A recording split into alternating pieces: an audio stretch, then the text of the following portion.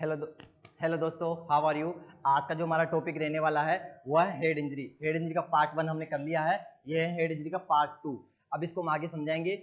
हमने clinical symptoms तक हमने पढ़ लिया था, अब हम इसमें बात करेंगे डायग्नोस्टिक मैनेजमेंट, क्राइटेरिया, ट्रीटमेंट और नर्सिंग मैनेजमेंट की बात करेंगे। हम इस चैनल पर लेकर आ रहे हैं नर्सिंग के जितने भी सब्जेक्ट्स हैं उनको धीरे धीरे हम कवर अप करवाएंगे, जितने भी अपने टॉपिक्स हैं उनको हम धीरे धीरे कवर अप करवा देंगे।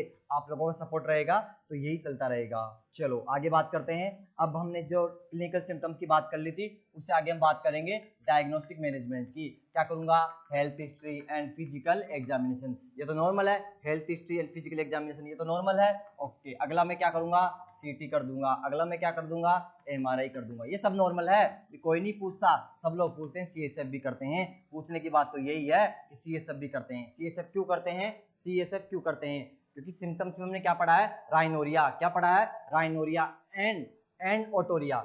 नाक से ओटोरिया, कान से फ्लूइड बहना, नोज से फ्लूइड बहना। और उस फ्लूइड में क्या होता है? Otorrhoea and rhinorrhoea. इनमें क्या भरा होता है? इनमें कंटेंट होता है सीएसएफ का। इसमें क्या देखने को मिलता है? सीएसएफ का कंटेंट देखने को मिलता है। और मैं क्या करूंगा? जैसे नोज से फ्लूइड बहेगा, कान से फ्लूइड आएगा, इस पे कॉटन लगा दूंगा। मैं क्या लगा दूंगा? Put the cotton. क्या किया मैंने? कॉटन को पुट किया इस पे। कॉटन पुट करने से क्या होगा? कॉटन से क्या होगा? कॉटन पे आप देखोगे एक येलो रंग की रिंग बन जाएगी। येलो रिंग इस पे देखने को मिलेगी। येलो रिंग कहां से आई? येलो रिंग आई है, yellow ring due to protein, CSF protein. देखो सीएसएफ में क्या होता है? प्रोटीन होता है। उसी प्रोटीन की वजह से क्या होगा? हमें येलो कलर का रिंग देखने को मिलेगा कॉटन के ऊपर। येलो कलर का रिंग देखने को मिलेगा कॉटन के ऊपर। उसे डायग्नोस कर सकते हैं, उसे डायग्नोस कर सकते हैं। क्लियर है क्या? ओके। और इसका क्या कर सकते हैं? ट्रीटमेंट। ट्रीटमेंट तो क्या? Diagnostic management. इसका एक और होता है बीटा। क्या नाम है? Beta transferrin, beta transferrin test, beta transferrin test, beta T. ये इसमें भी हम क्या करते हैं? ये प्रोटीन चेक करते हैं ब्लड में। यदि मिलता है तो मैं इंजरी को समझा जाता है, ट्रॉमा समझा जाता है, हेड इंजरी को डायग्नोस किया जाता है। ओके, क्लियर है क्या? चलो, आईसीपी बढ़ गया था। आईसीपी बढ़ने के लिए क्या करोगे आप? एमआरआई देख लेंगे, सीटी से देख लेंगे आईसीपी बढ़ा हुआ है कि नहीं बढ़ा हुआ। आईसीपी में प्रोटीन का कंटेंट कितना हो जाता है? यहाँ ध्यान देने की बात क्या है? यहाँ सीएसएफ प्रोटीन, सीएसएफ प्रोटीन का लेवल कितना हो जाता है? अबोव द 700 से ज्यादा देखने को मिलता है। क्लियर है? नोट डाउन करो। कितना क्लियर हुआ? चलो, बस यही डायग्नोस्टिक मैनेजमेंट है। अब बात करते हैं इसके ट्रीटमेंट की। सबसे पहले बात करते हैं ट्रीटमेंट। ट्रीटमेंट में क्या करोगे आप लोग? ट्रीटमेंट में क्या करोगे? हमें मालूम है आईसीपी बढ़ा हुआ है, मैं क्या करना चाहूंगा? आईसीपी को कम करना चाहूंगा। आईसीपी को कम करने का ट्रीटमेंट कैसे करेंगे? हमने आईसीपी के टॉपिक में कंप्लीट पढ़ लिया है, लेकिन फिर भी कुछ बातें अपने यहाँ करेंगे। यहाँ पे ड्रग ऑफ चॉइस क्या रहेगा? ड्रग ऑफ चॉइस रहेगा मेनिटोल। क्या रहेगा? मेनिटोल। और नर्सिंग प्रायोरिटी क्या होगी मेनिटोल के लिए? नर्सिंग प्रायोरिटी मेनिटोल थेरेपी में हम क्या देंगे? यहाँ पे ऑस्मोटिक डायूरेटिक देंगे। ये क्या एक तरह का ऑस्मोटिक डायूरेटिक है कि नहीं है? डायूरेटिक है कि नहीं है? जब ऑस्मोटिक डायूरेटिक चल रहा हो तो हमें किस बात का ध्यान देना होता है? नर्सिंग प्रायोरिटी, प्राइमरी प्रायोरिटी क्या होती है? हमें यूरिन का आउटपुट इनपुट देखना होता है। हमें क्या देखना होता है? आउटपुट और इनपुट का ध्यान देना होता है। ये नर्सिंग प्रायोरिटी में काउंट किया जाता है। क्लियर है क्या? ड्रग ऑफ चॉइस हो गया। अब बता fluid of choice. Fluid of choice क्या दोगे? एनएच दोगे। ये याद रखने की बात है, ये एग्जाम में पूछा गया है। ये फ्लूइड ऑफ चॉइस क्या देते हैं? एनएच देते हैं। फ्लूइड ऑफ चॉइस क्या होता है? एनएच होता है। और क्या पूछा एग्जाम में? Contra indication. इसमें कॉन्ट्रा इंडिकेशन क्या होती है? मॉर्फिन। मॉर्फिन इसमें नहीं देनी होती है। क्यों नहीं देनी होती है? मॉर्फिन क्या कोज करेगी? मॉर्फिन कर देगी कोज, क्या करता है ये? रेस्पिरेटरी डिप्रेशन कर देता है। ये क्या कर देगा? रेस्पिरेटरी डिप्रेशन कर देगा। और उसकी वजह से क्या होगा? हाइपोक्सिया हो जाएगा। उसकी वजह से क्या हो सकता है? हाइपोक्सिया देखने को मिल सकता है। इसलिए कॉन्ट्रा इंडिकेशन होता है आईसीपी के मरीज में। हेड इंजरी के मरीज में कॉन्ट्रा इंडिकेट क्या होता है? मॉर्फिन। पेन किलर नहीं देंगे, ये वाला पेन किलर नहीं देंगे। तो कौन सा पेन किलर देगा दोस्त? तब मैं दूंगा पेन किलर। पेन को कम करने के लिए मैं कौन सा ड्रग दूंगा इसको? NSAID दे दूंगा। उसमें क्या दे दूंगा मैं इसको? डाइक्लो दे दूंगा। क्या दे दूंगा मैं? डाइक्लो दे दूंगा।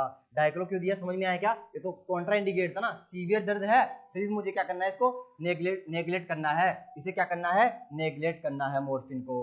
क्लियर है क्या? इतना ड्रॉ कर लो, इतना ड्रॉ कर लो, कर लिया? ओके, अब आगे चलते हैं।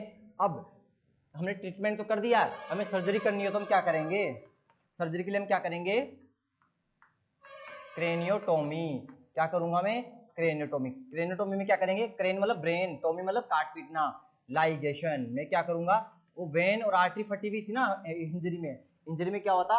हेड इंजरी में मेनिंजिंग आर्टरी और ब्रिजिंग वेन का डैमेज हो गया था, तो उनका मैं क्या कर दूंगा? बांध दूंगा, सिल दूंगा। Ligation of when, ligation of vessels, vessels को मैं क्या कर दूंगा? लाइगेशन कर दूंगा, बांध दूंगा। इसे क्या कहते हैं?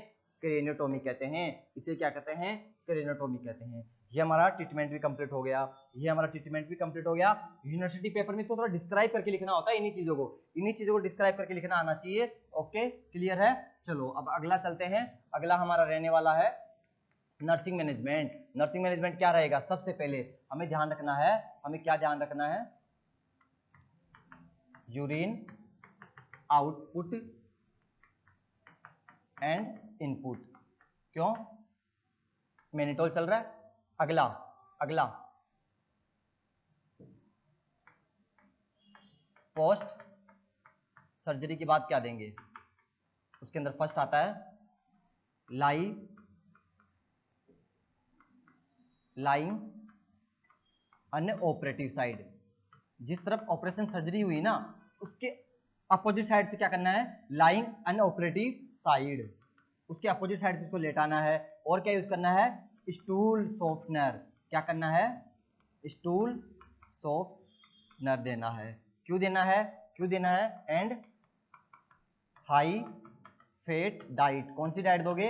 हाई फैट डाइट दोगे। क्यों दोगे? क्योंकि स्टूल सॉफ्टनर यूज करोगे तो कॉन्स्टिपेशन से बचोगे। कॉन्स्टिपेशन से बचेंगे, यदि कॉन्स्टिपेशन हो गया तो क्या हो सकता है? वो एब्डोमिनल मसल्स पे फोर्स लगाएगा।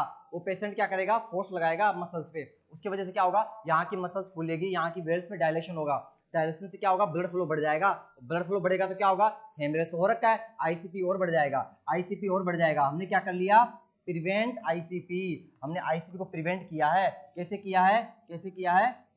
By the constipation. हमने क्या कर लिया?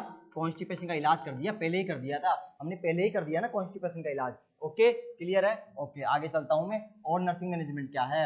और नर्सिंग मैनेजमेंट क्या है? पेशेंट को रखना है हाइपर वेंटिलेशन, क्योंकि हाइपर वेंटिलेशन की वजह से क्या होता है? ब्लड फ्लो बढ़ जाता है ब्रेन का। क्या होता है?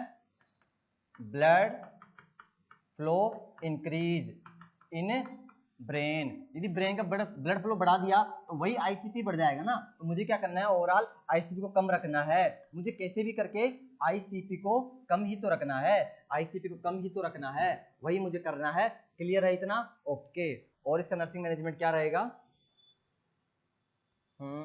स्टूल सॉफ्टनर दे दिया हमने। ओके, कॉन्ट्राइंडिकेशन ड्रग्स आपको मैंने बता दी, मॉर्फिन होती है। ठीक है, ये भी हो गया अपना। ओके, ज्यादा कुछ बचा नहीं है इसमें। और क्या रह गया? ठीक है, ये टॉपिक क्लियर हुआ अपना। ये टॉपिक इतना ही था, इसमें कुछ और बचा नहीं है, कुछ और इसमें बचा नहीं है। ओके, चलो, इसमें कुछ और तो दिख नहीं रहा खास। ठीक है, यूनिवर्सिटी एग्जाम में आपको मालूम है इन्हीं चीजों को डिस्क्राइब करके लिखना होता है। नर्सिंग मैनेजमेंट में बहुत कुछ लिख सकते हैं, नर्सिंग मैनेजमेंट में बहुत कुछ लिखा जा सकता है, बट हमें उतना नहीं करना होता। अभी यहाँ उतना सब थोड़ा ना कर सकते हैं, वो तो आप बेसिक है, वो तो आप कर भी लगो। ये चीज तो जरूरी है, ये तो मोस्ट है ना, ये तो मोस्ट है ना, ये तो एमसीक्यूज के लिए भी जरूरी है, एमसीक्यूज प्रैक्टिस के लिए, एमसीक्यूज एंट्रेंस के लिए भी जरूरी होता है। ये सारी चीजें, ये सारे मैनेजमेंट, नर्सिंग मैनेजमेंट बहुत ज्यादा जरूरी होता है। क्लियर है? थैंक यू दोस्तों। यदि आपको चैनल पे कंटेंट पसंद आ रहा हो तो आप इस चैनल को सपोर्ट करो हमें, और चैनल को लाइक करो, सब्सक्राइब भी करो। यदि आपको चैनल हमारा कंटेंट पसंद आ रहा हो तो हम इसी तरीके से इस चैनल की ग्रोथ करवाते रहेंगे, और नर्सिंग का जितना भी कंटेंट है सब कुछ अपलोड कर दिया जाएगा टाइम के साथ। ओके, थैंक यू दोस्तों।